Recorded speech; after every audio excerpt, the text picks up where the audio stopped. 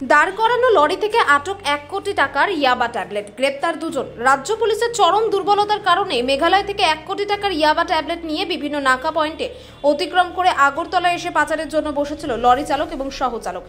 অবশেষে গোপন খবরের ভিত্তিতে পশ্চিম ত্রিপুরা জেলা সুপার বিশাল পুলিশ বাহিনী নিয়ে রাজধানীর ঝুলন্ত ব্রিজ সংলগ্ন এলাকায় গিয়ে নাগাল্যান্ডের একটি লরি থেকে প্রায় 1 কোটি টাকার ইয়াবা ট্যাবলেট আটক করতে সক্ষম হয়। গ্রেপ্তার হয় বিশালগড়ের 2 নেশা পাচারকারী তথা লরি চালক এবং সহচালক। ধৃত দুজনের নাম জামাল হোসেন, বয়স 43, বাড়ি বিশালগড়ে, এবং মিন্টু বর্মন, বয়স 33, বাড়ি বিশালগড়ে। জেলা পুলিশ সুপার কিরণ কুমার দে জানান, নাগাল্যান্ডের একটি লরি রাজধানীর ঝুলন্ত ব্রিজ সংলগ্ন এলাকায় দাঁড় করানো ছিল। পুলিশ গোপন খবরের ভিত্তিতে গাড়িতে অভিযান চালায়। গাড়ির কেবিন থেকে 1,20,000 ইয়াবা ট্যাবলেট উদ্ধার হয়।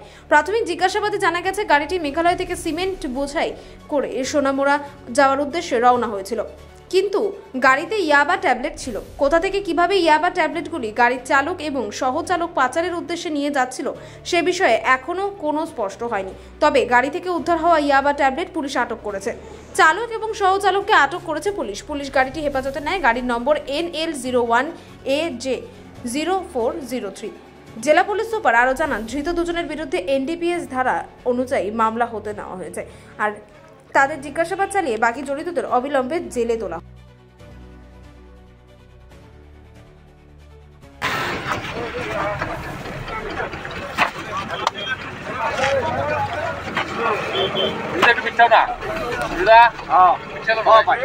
আশেপাশে পাবলিক সবার ছবি তুলে দিত পাবলিকের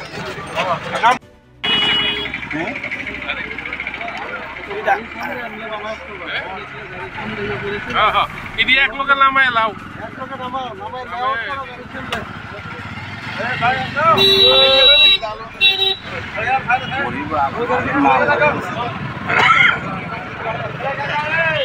বেশি দেখতে দিচ্ছ না, এত সামনে কেন লাগে বিসিএম সাহেব কো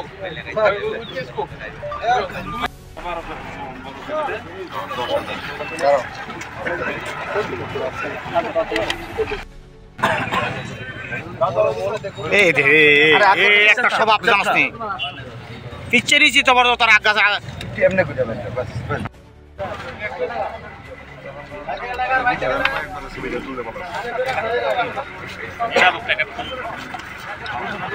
চালান পড়া